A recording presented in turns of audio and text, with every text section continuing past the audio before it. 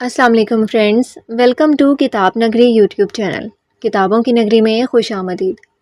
میں ہوں آپ کی ہوسٹ اقرا یاسین اور آج میں آپ کے لیے لے کر آئی ہوں میں آسماں سعید کی قلم سے تحریر کردہ ناول جذبوں کی تجارت کے ایپیسوڈ نمبر 38 کو لے کر۔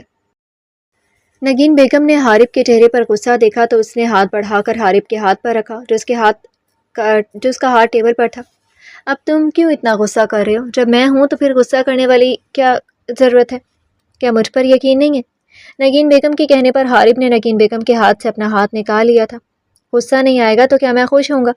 کریم تبھی مر جاتا جب میں نے اس کے اٹلی کے اولڈ برج پر اس کی بائک کی بریک فیل کی تھی، لیکن قسمت نے اس کا ساتھ دیا، وہ نہیں مرا اور وہاں پہ 2 لوگ مر گئے تھے۔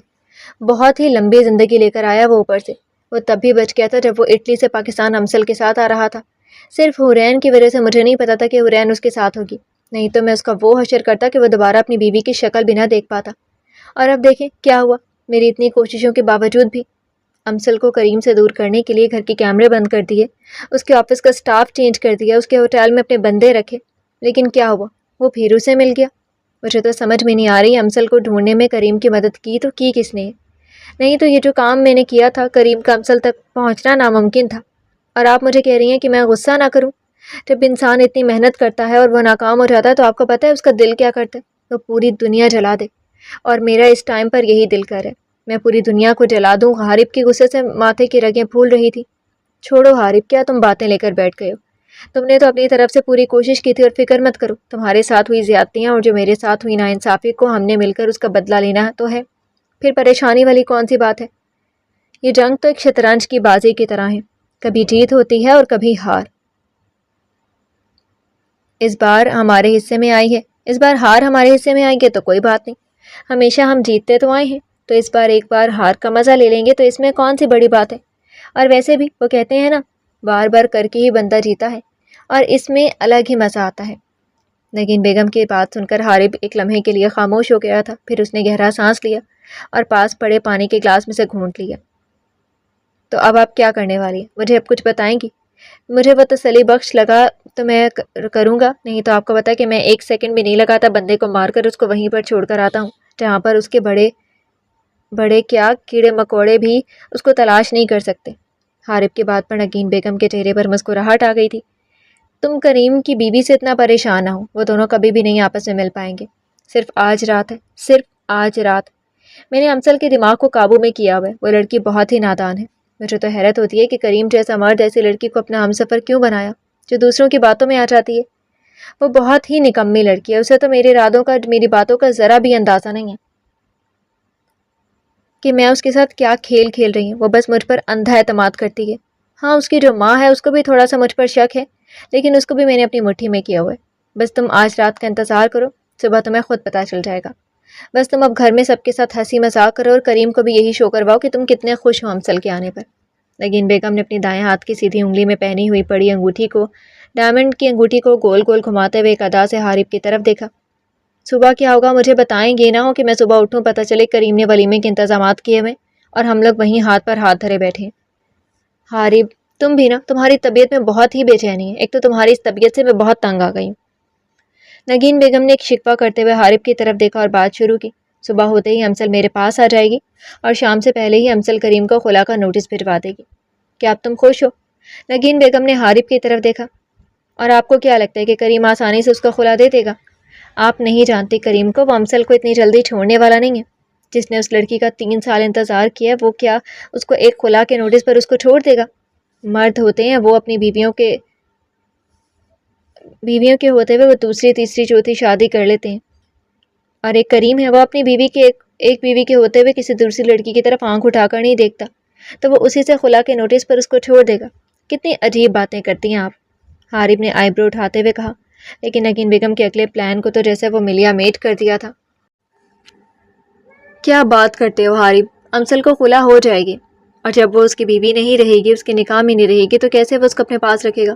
دیکھو، جیسے خلا مل جائے گی امسل کو، تو اس کے بعد میں شہاب کا نکاح فوراً سے پہلے امسل سے کروا دوں گی، کیونکہ تمہیں تو پتہ ہے کہ امسل وہ کریم کی منقوہ ہے، اس کی بیوی نہیں ہے، تو اس میں عدت تو بنتی نہیں ہے، ٹھیک ہے؟ اور امسل کو ان سارے اسلامی طور طریقوں کا کچھ بھی پتہ نہیں ہے، اور ویسے بھی جب اس کی عدت بنتی ہی نہیں تو وہ چاہے 1 گھنٹے بعد نکاح کر لے یا 1 دن بعد نکاح کر لے، اس میں کوئی حرج نہیں ہے۔ وہ جب میرے پاس ہوگی تو پھر وہ مکمل میری مٹھی میں ہوگی، تو میں جب چاہوں اور جیسے چاہوں اس کو موڑ سکتی ہوں۔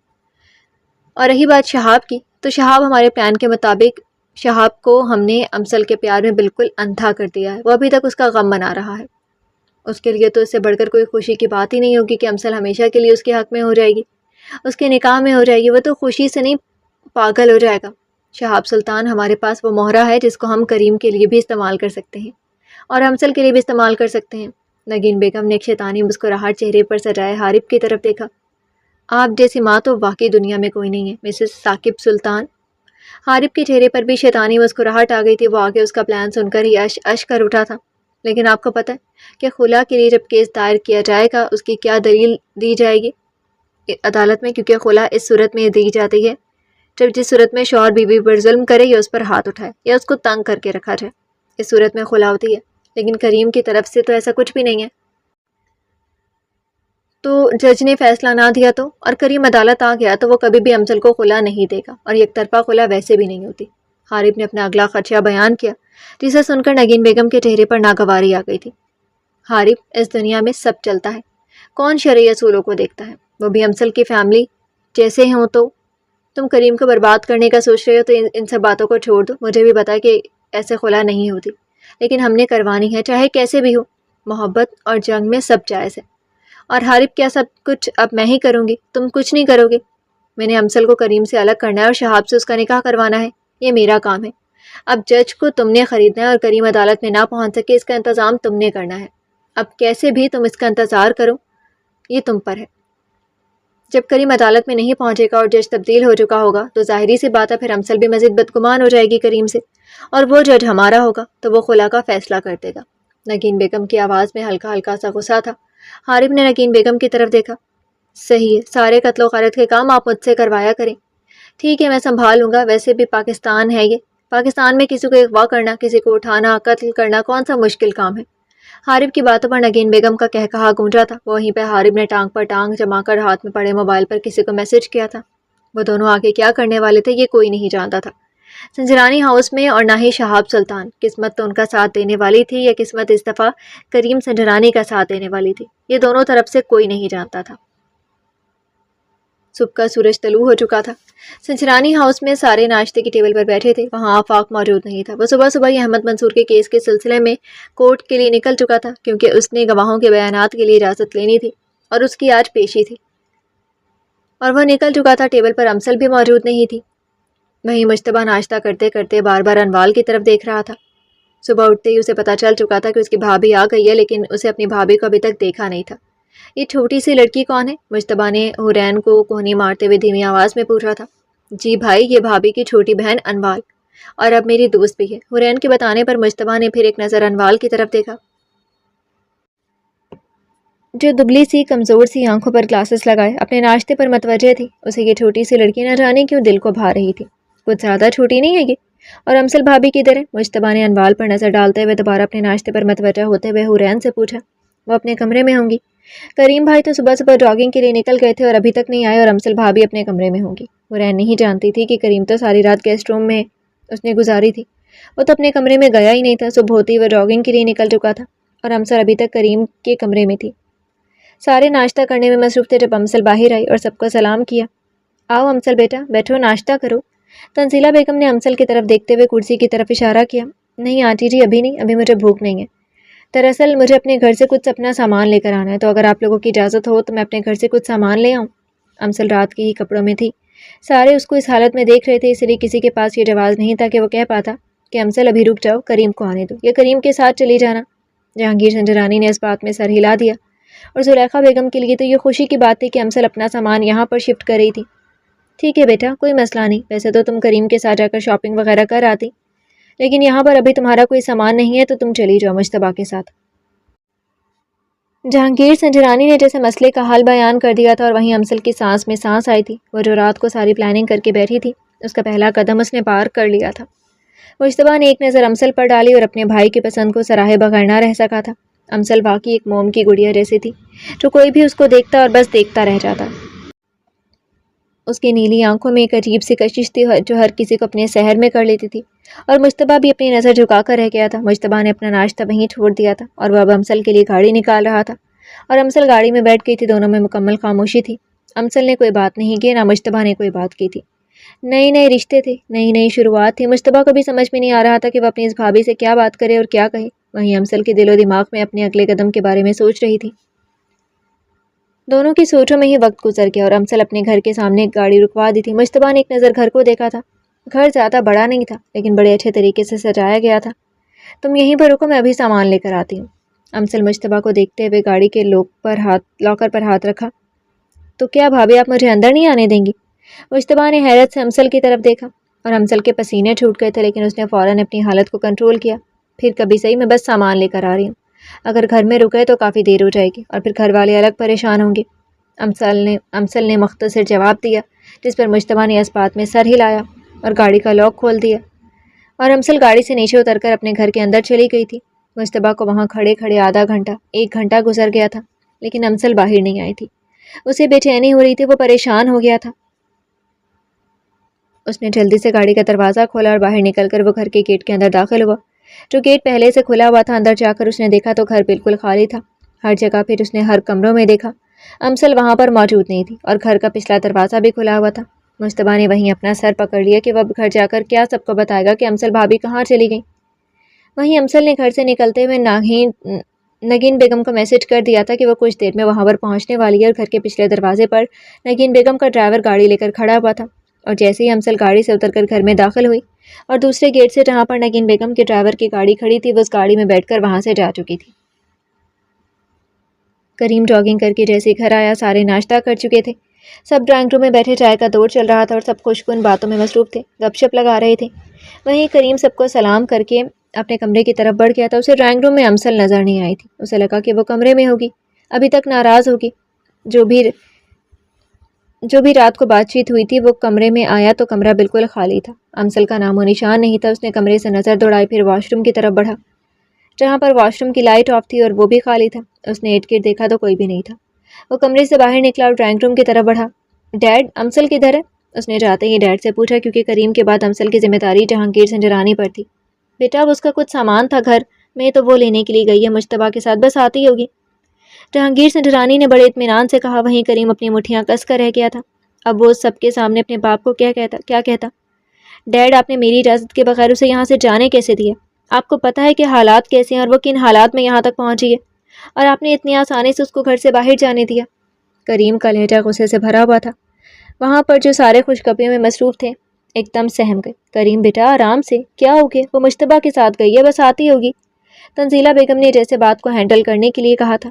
اس سے پہلے کریم کچھ بات کہتا، جہانگیر سنجرانی کے موبائل پر مشتبہ کی کال آنا شروع ہو گئی تھی۔ دیکھا، آ گئی مشتبہ کی کال۔ مجھے پتا تھا کہ وہ تھوڑا سا لیٹ ہو جائیں گے، بھابھی کے ساتھ نکلا، اس کو گھما پھرا کر ہی لے کر آئے گا۔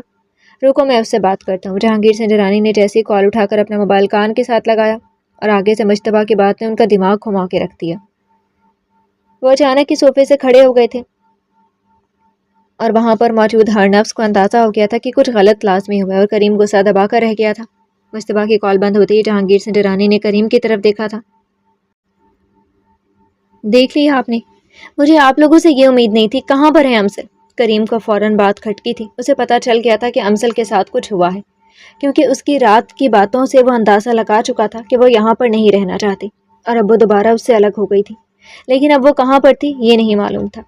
ڈرائنگ روم میں سارے بیٹھے ہوئے تھے اور کریم سنجرانی باہر کی جانب امسل کو ڈھونڈنے کے لیے جانے لگا تھا، جب جہانگیر سنجرانی نے اسے آواز دے کر روکا تھا۔ کریم، رکو، تھوڑا صبر کرو، میں نے کال کی، ابھی پتہ چل جاتا ہے کہ وہ کہاں پر ہے۔ جہانگیر سنجرانی نے اپنے بندوں کو امسل کا پتہ کروانے کے لیے بھیج دیا تھا، کیونکہ جب وہ رات کو یہاں پر آئی تھی اس پر نظر رکھنے کے لیے جہانگیر سنجرانی نے اپنے بندوں کو پیچھے لگا دیا تھا۔ وہ یقیناً کوئی خبر دینے والے تھے۔ اپنے باپ کی بات سن کر کریم سنجرانی پہلے تو رکا نہیں تھا، لیکن تنزیلہ بیگم نے ہاتھ پکڑ کر اسے اپنے پاس بٹھا لیا تھا۔ زلیخا بیگم کے چہرے پر شرمندگی ہی شرمندگی تھی۔ یہ لڑکی اسے اتنا شرمندہ کروائے گی، زلیخا بیگم نے سوچا بھی نہیں تھا۔ تھوڑی ہی دیر بعد جہانگیر سنجرانی کے موبائل پر ٹیکسٹ موصول ہوا، اور جس کو پڑھ کر جہانگیر سنجرانی کا رنگ سرخ ہو گیا تھا۔ اس سارے پلان کے پیچھے نگین بیگم تھی، انہیں پتہ چل چکا تھا، لیکن وہ اب کریم کی طرف دیکھ رہے تھے کہ وہ کیسے بتائیں۔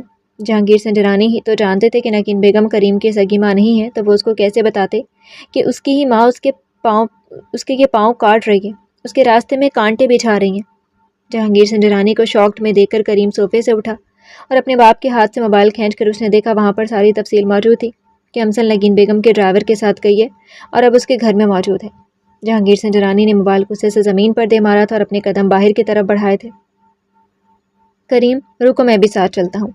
اتنی دیر میں جہانگیر سنجرانی پیچھے سے بولے اور کریم نے مڑ کر جہانگیر سنجرانی کی طرف دیکھا۔ آنکھوں سے ظاہر ہوتا غصہ صاف ظاہر کر رہا تھا کہ وہ اکیلا جائے گا۔ جہانگیر سنجرانی وہیں رک گئے تھے، لیکن راستے میں ہی مجتبیٰ اس کے سامنے آ گیا تھا اور کریم سنجرانی کو اتنے غصے میں دیکھ کر وہ اس کے پیچھے چل پڑا۔ مجتبیٰ تم گھر میں رکو، میں کہہ رہا ہوں تم گھر میں رکو، کریم سنجرانی نے غصے سے کہا۔ نہیں بھائی، میں آپ کے ساتھ جاؤں گا، میری بھی اس میں غلطی ہے، میں نے بھی بھابھی پر نظر نہیں رکھی، مجھے نہیں آئیڈیا تھا کہ وہ اس طرح پھر سے چلی جائیں گی، لیکن پلیز مجھے جانے دیں۔ مجتبیٰ پیچھے پیچھے ایک قدم اٹھاتا ہوا کریم کی طرف آ رہا تھا اور کریم گاڑی کا لاک کھول کر بیٹھ چکا تھا اور مجتبیٰ دوسری طرف۔ اب وہ نگین بیگم کے گھر جانے والا تھا۔ سلطان مینشن میں صبح ہوتے ہی نگین بیگم بڑے ہی خوشگوار موڈ میں ناشتے کی ٹیبل پر موجود تھی۔ اسے صرف انتظار تھا تو شہاب سلطان کا کہ وہ نیچے آئے اور وہ اس کو اس کی آنے والی زندگی کی خوشخبری دے۔ بریڈ کا پہلا نوالا جیسے ہی نگین بیگم نے منہ میں ڈالا، سامنے سے شہاب سلطان سیڑھیوں سے اتر کر نیچے آ رہا تھا۔ اس کی آنکھیں اس کا دکھ بیان کر رہی تھی، لیکن اس نے اپنی حالت کو بالکل بھی خراب نہیں ہونے دیا تھا۔ وہ چلتا ہوا ٹیبل کے پاس آیا۔ السلام علیکم امی جی۔ بڑے ہی آرام سے اس نے نگین بیگم کو سلام کیا اور نگین بیگم نے شہاب سلطان کے پورے چہرے کا جائزہ لیا، جس کی آنکھیں سرخ ہو رہی تھی لیکن چہرے سے ذرا بھی ظاہر نہیں ہو رہا تھا کہ اس نے رات کس اذیت میں گزاری تھی۔ کرسی کھینچ کر وہ وہاں پر بیٹھ گیا تھا۔ اس نے پلیٹ میں بریڈ کا پیس رکھا جب نگین بیگم نے شہاب سلطان کی طرف دیکھا۔ امسل کریم سے خلا لے رہی ہے۔ نگین بیگم کی بات پر شہاب سلطان کا ہاتھ کپ میں چائے ڈالتے ہوئے رکا تھا۔ اس نے ایک دم چونک کر نگین بیگم کی طرف دیکھا تھا۔ کیا کہا آپ نے ممی؟ وہ حیرانگی اور بے یقینی سے اس کی آواز میں صاف ظاہر تھی۔ میں نے کہا امسل کریم سے خلا لے رہی ہے، وہ اس کے ساتھ نہیں رہنا چاہتی۔ میں نے سوچا کہ تمہیں بتا دوں، تم یہ جو سوگ منا رہے ہو اس سوگ کو تم اپنے جشن میں بدل دو، کیونکہ میں نے سوچا ہے کہ جیسے ہی امسل خلا لے گی تمہارا نکاح میں امسل سے کر دوں گی تاکہ میرے بیٹے کو مزید کوئی بھی پریشانی اور دکھ نہ ہو اور اس کے چہرے پر ہمیشہ مسکراہٹ رہے۔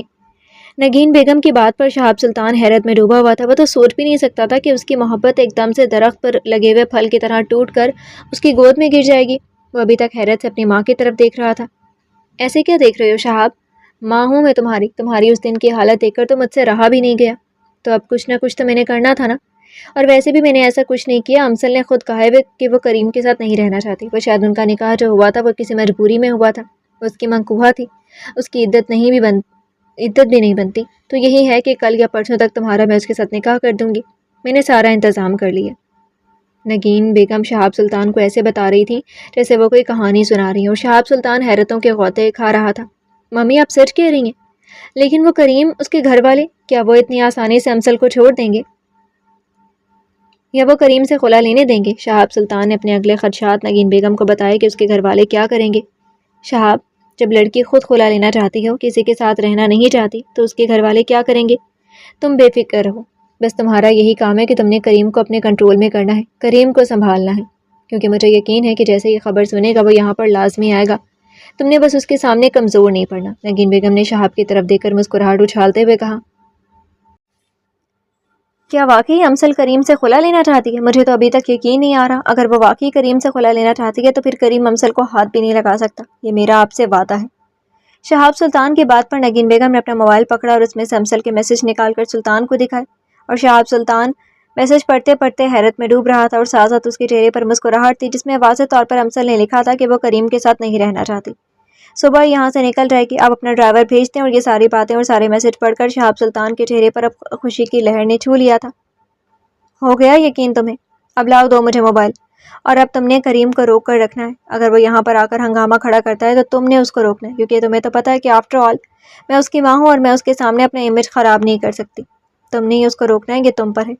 اگر تم امسل کو حاصل کرنا چاہتے ہو، نگین بیگم نے آرام سے اپنی ٹانگ کھینچ لی تھی، وہ شہاب سلطان کو کریم کے سامنے لا کھڑا کرنا چاہتی تھی اور اس نے اس کو لا کھڑا کر دیا تھا۔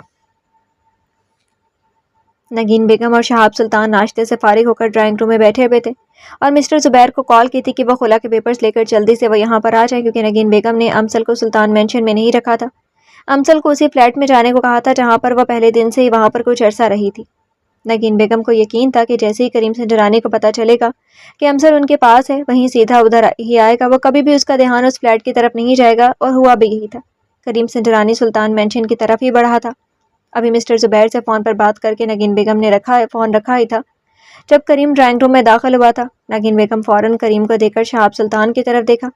دونوں کے چہروں پر اطمینان تھا، لیکن کریم کے چہرے پر غصہ تھا اور پیچھے ہی مجتبیٰ کھڑا ہوا تھا۔ امسل کہاں ہے ممی؟ ممی جی اسے بلائیں۔ کریم نے بہت ہی تحمل کے ساتھ سامنے بیٹھی نگین بیگم کو کہا تھا۔ کیا بات ہے بیٹا، اتنے غصے میں کیوں؟ امسل تمہارے گھر میں ہوگی، ہمارے گھر میں کیا لینے کے لیے آئے گی وہ؟ نگین بیگم نے بڑی اداکاری کے ساتھ صورتحال کو کنٹرول کرنے کی کوشش کی تھی۔ ممی میں آپ کو آخری بار کہہ رہا ہوں کہ امسل کو باہر نکالے، نہیں تو مجھ سے برا کوئی نہیں ہوگا۔ کریم کی آواز تھوڑی سی اونچی ہوئی تھی، وہیں شہاب سلطان صوفے سے اٹھ گیا تھا اور نگین بیگم بھی صوفے سے اٹھ گئی تھی۔ ان دونوں کو توقع نہیں تھی کہ کریم اتنا زیادہ رد عمل دے گا۔ کریم آرام سے بات کرو، یہ تمہارا گھر یا تمہارا آفس نہیں ہے، اور تم میری ماں سے کس طریقے سے بات کر رہے ہو؟ اگر امسل تمہارے ساتھ نہیں رہنا چاہتے تو تم کیوں اس کو زبردستی اپنے ساتھ باندھ کے رکھنا چاہتے ہو؟ شہاب سلطان کی بھی آواز بلند ہوئی تھی اور وہیں کریم کا صبر جواب دے گیا تھا۔ تم درمیان میں مت بولو شہاب سلطان، میں ممی سے بات کر رہا ہوں، اور ہاں میری بیوی سے تم دور رہو شہاب سلطان، نہیں تو میں تمہیں برباد کر دوں گا۔ تمہاری سوچ ہے۔ کریم سنجرانی کی بات سن کر شہاب سلطان، جو کسی کی بات سننے والا نہیں تھا، اسے بھی غصہ آ گیا تھا، لیکن اسے اطمینان تھا کہ امسل کل یا پرسوں تک اس کی ہو جانی ہے۔ اس کے چہرے پر ایک مسکراہٹ آ گئی تھی، اس کا ایک قہقہہ بلند ہوا تھا جو کریم سنجرانی کے مزید غصے کی وجہ بنی تھی، اور شہاب سلطان کے رویے کو دیکھتے ہوئے کریم سنجرانی 2 قدم آگے بڑھا اور اس کے ہاتھ شہاب سلطان کے گریبان پر تھے۔ وہیں نگین بیگم نے فوراً منہ پر ہاتھ رکھا تھا اور مجتبیٰ 2 قدم آگے بڑھا تھا۔ اپنی بکواس بند کرو شہاب سلطان، تم جو سوچ رہے ہو وہ میں کبھی بھی نہیں ہونے دوں گا۔ تف ہے تم پر، تم جیسے مردوں پر۔ مرد کی نظر میں تو حیا ہونی چاہیے، کسی بھی عورت پر نظر اٹھا کر مت دیکھیں، لیکن تم تو وہ مرد ہو جو دوسروں کی امانت پر نظر رکھتے ہو۔ شرم آنی چاہیے تمہیں، اور شرم آتی ہے مجھے یہ کہتے ہوئے کہ تم میرے سوتیلے بھائی ہو، اور آخر تم نے اپنا سوتیلا پن دکھا ہی دیا۔ میں ابھی بھی تمہیں یہ کہہ رہا ہوں کہ امسل سے دور رہو اور اس سے بلاؤ، نہیں تو مجھ سے برا کوئی نہیں ہوگا۔ میں تمہاری سوچ سے بھی زیادہ تمہیں تکلیف دے سکتا ہوں، جس کو برداشت کرنا تمہارے بس میں نہیں ہوگا۔ میں خاموش ہوں تو اس کا مطلب یہ نہیں کہ میں کچھ کر نہیں سکتا۔ کریم کی آواز سنتے ہوئے شہاب سلطان نے کریم کے دونوں ہاتھ اپنے کالر سے ہٹائے تھے اور اپنے کالر کو جھاڑتے ہوئے کریم کی طرف دیکھا۔ مجھے چیلنج تو مت دو کریم سنجرانی، میں تمہاری سوچ سے بھی بہت اوپر ہوں۔ میں وہ کر دکھاؤں گا جہاں پر تم سوچ بھی نہیں سکتے۔ شہاب سلطان کی بات پر مجتبیٰ بھی 2 قدم آگے بڑھا تھا۔ وہ یہ توقع ہی نہیں کر سکتا تھا کہ شہاب سلطان اپنے دل میں اتنی نفرت لے بیٹھے، اور میں تمہاری پہنچ سے بھی دور ہوں، تم سوچ بھی نہیں سکتے۔ اگر تم میری بیوی کے آس پاس بھی نظر آئے تو تمہاری سوچ ہے، تمہارا وجود میں صفحہ ہستی سے مٹا دوں گا، ختم کر دوں گا میں تمہیں۔ کریم سنجرانی نے غصے سے بھری آنکھوں سے شہاب سلطان کی طرف دیکھا۔ وہیں نگین بیگم کے دل میں ایک سکون کی لہر دوڑی تھی، اس کے چہرے پر ایک مسکراہٹ تھی جسے وہ فوراً دبا گئی تھی۔ وہ یہی تو چاہتی تھی کہ شہاب سلطان اور کریم سنجرانی ایک دوسرے کی گریبان تک پہنچ جائیں، اور وہ پہنچ گئے تھے۔ مٹ تو تم جاؤ گے کریم سنجرانی، اور وہ بھی بہت جلد۔ تم اپنی آنکھوں سے دیکھو گے جس لڑکی کی خاطر تم نے میرا گریبان پکڑا ہے وہ تمہارے ساتھ رہنا نہیں چاہتی، اور اگر تم مجھے یہ چیلنج دے رہے ہو تو مجھے یہ چیلنج قبول ہے۔ اور رہی بات امسل کی، جب کوئی لڑکی تمہارے ساتھ رہنا نہیں چاہتی تو اس کو زبردستی اپنے ساتھ باندھ نہیں سکتے۔ بہتر یہی ہوگا کہ تم یہاں سے چلے جاؤ، اور اب تمہاری اور ہماری ملاقات عدالت میں ہوگی۔ شہاب سلطان کی بات سن کر کریم سنجرانی 2 قدم آگے بڑھا ہی تھا، وہیں نگین بیگم فوراً دونوں کے درمیان آ گئی تھی۔ آخر اس نے بھی تو ماں کا کردار ادا کرنا ہی تھا۔ کریم بیٹا یہ کیا کر رہے ہو؟ پیچھے ہٹو، ایسے بات نہیں کرتے۔ نگین بیگم نے آگے بڑھ کر کریم سنجرانی کو شہاب سے الگ کرنا چاہا، وہیں پر کریم نے فوراً نگین بیگم کا بازو پکڑا۔ گرفت اتنی زیادہ تھی کہ نگین بیگم کی آنکھوں میں حیرت آ گئی تھی۔ نہیں ہوں میں آپ کا بیٹا، بند کریں گے اداکاری کرنی دنیا کے سامنے۔ آپ کیا سمجھتی ہیں کہ میں انجان ہوں؟ آپ دنیا کے سامنے مجھے بیٹا بیٹا کہتی ہیں اور میرے ہی پیٹھ پیچھے چاقو گھومتے سے باز نہیں آتی۔ آپ صرف اس وجہ سے بچی ہوئی ہیں کہ آپ ایک عورت ذات ہیں، آپ ایک ماں کے درجے پر فائز ہیں، اور میں نہیں چاہتا کہ دنیا کے سامنے آپ کا بھیانک چہرہ آئے۔ آپ میرے پیچھے میرے خاندان والوں کے خلاف کیا سازشیں کرتی ہیں مجھے ایک ایک پل کی خبر ہے۔ کیا وہ وقت بھول گئی ہیں بچپن میں کہ آپ نے میرے ساتھ کیا کیا تھا؟ کیا ایک ماں کرتی ہے کسی اپنے بچے کے ساتھ جو آپ نے کیا تھا؟ اگر میں آپ سے آرام سے بات کر رہا ہوں تو اس کا مطلب یہ نہیں ہے کہ مجھے آپ کی حرکتوں کا نہیں پتہ۔ بہتر یہ ہے کہ آپ خاموش رہیں، کیونکہ میں عورت کو راستہ نہیں بناتا اور نہ ہی میں عورت پر کبھی ہاتھ اٹھاتا ہوں۔ اس لیے بہتر ہوگا کہ آپ خاموش رہیں اور اپنی چالیں چلنا بند کریں۔ آئندہ آپ نے اگر میرے خاندان یا میری بیوی کے اوپر ذرا سی بھی گندی نظر ڈالی یا بری سازش کی تو پھر میں بھول جاؤں گا کہ سامنے کون کھڑی ہے۔ سمجھ آئی آپ کو مسز ثاقب سلطان؟ کریم کے انکشاف پر نگین بیگم کے پاؤں تلے تو زمین نکل گئی تھی۔ وہ سوچ بھی نہیں سکتی تھی کہ کریم سنجرانی کو اس بات کا علم ہے کہ وہ اس کی ماں نہیں ہے۔ وہیں مشتبہ کے کانوں کو یقین نہیں آ رہا تھا کہ اس نے جو سنا ہے وہ ٹھیک ہے، کہ نگین بیگم کریم بھائی کی ماں نہیں تھی، اور شہاب سلطان جو غصے سے لال سرخ ہو رہا تھا وہ بھی اس انکشاف پر دہل سا گیا تھا۔ کیا ہوا؟ چپ کیوں رہ گئی؟ آپ کو؟ مجھے سچ معلوم ہے کہ آپ میری ماں نہیں ہیں۔ آپ نے دنیا والوں کے سامنے کہا کہ آپ میری ماں ہیں۔ آپ نے ڈیڈ کو پل پل اس چیز کے لیے بلیک میل کرتی رہی کہ آپ سب کو بتا دیں گے آپ میری ماں نہیں ہیں، لیکن اب آپ کی بلیک میلنگ میں میرے ڈیڈ مزید نہیں آئیں گے۔ وہ برداشت کرتے رہے، لیکن میں برداشت نہیں کروں گا۔ اپنی بیوی کے معاملے میں بہتر ہوگا کہ آپ امسل کو باہر نکالیں، نہیں تو یہاں پر جو ہوگا وہ آپ کی سوچ سے بھی دور ہوگا۔ کریم سنجرانی کی دھمکی اور اس کے انکشاف پر ابھی تک شہاب سلطان اور مشتبہ شاکڈ میں تھے، لیکن سامنے بھی نگین بیگم کھڑی تھی جو ایک شیطانی صفات والی عورت تھی۔ اس نے کبھی ڈرنا سیکھا ہی نہیں تھا۔ کریم سنجرانی کی طرف دیکھا اور سینے پر ہاتھ باندھ کر اپنی پوزیشن کو اس نے سنبھالا۔ چہرے پر مسکراہٹ آتے ہوئے کریم کی طرف دیکھا۔ اچھی بات ہے کہ تمہیں پتہ چل گیا کہ میں تمہاری ماں نہیں ہوں۔ اب ذرا پھر کھل کر جنگ ہو جائے۔ پہلے تو چھپن چھپائی میں ہی یہ سب کچھ ہو رہا تھا، لیکن اب سرے عام ہوگا، جو بھی ہوگا۔ اگر تم اتنا ہی اپنی بیوی کا دم بھرتے ہو تو جاؤ ڈھونڈ لو اسے، میں اس کو سامنے لے کر نہیں آ سکتی۔ اور یہ رہا تمہارے سامنے گھر، جہاں پر تمہیں امسل ملتی ہے، ٹھان لو اس گھر کو جہاں پر تمہیں ملتی ہے، نہیں تو شام تک کا ویٹ کرو، تمہیں خود ہی پتہ چل جائے گا۔ اور بہتر ہوگا کہ تم یہاں سے الٹے قدم چلے جاؤ۔ اگر تم کوئی لحاظ نہیں رکھو گے تو میں بھی اب کوئی لحاظ نہیں رکھوں گی۔ یہ نہ ہو کہ کریم سنجرانی کی عزت مٹی میں مل جائے اور میڈیا میں تمہاری اور تمہاری بیوی کے متعلق ایک ایک خبر پھیل جائے، اور یہاں سے جس طرح میں تمہیں ذلیل کر کے اپنے گارڈ سے نکلواؤں گی تو پوری دنیا دیکھے گی۔ نگین بیگم کی آنکھیں شعلہ برسا رہی تھی۔ ایک تو اس سے اپنے راز کھلنے کا دکھ تھا، اوپر سے کریم کے رویے سے وہ شوق تھی۔ بھائی چلیں ہم ڈیڈ سے بات کر کے اس کا کوئی حل نکالتے ہیں۔ مشتبہ نے آگے بڑھ کر کریم کے کندھے پر ہاتھ رکھ کر دھیمی آواز میں کہا تھا۔ کریم نے شعلہ باز آنکھوں سے دونوں کی طرف دیکھا۔ اگر شام تک امسل میرے پاس نہیں آئی تو دیکھیے گا میں آپ کا کیا حال کرتا ہوں۔ کریم سنجرانی یہ کہتے ہوئے وہاں سے نکل گیا تھا۔ اسے امسل کو اب بھی ڈھونڈنا تھا، اور اسے شہاب سلطان کے ایک ایک گھر کا پتہ تھا، اور وہ یہاں سے نکل کر وہیں جانے والا تھا۔ جی تو ڈیئر لسنرز، کیسی لگی آپ کو آج کی ایپیسوڈ؟ کمنٹ سیکشن میں ضرور بتائیے گا۔ پھر حاضر ہوں گے ناول کی نیکسٹ ایپیسوڈ کے ساتھ۔ تب تک کے لیے اجازت دیجیے۔ شکریہ، اللہ حافظ۔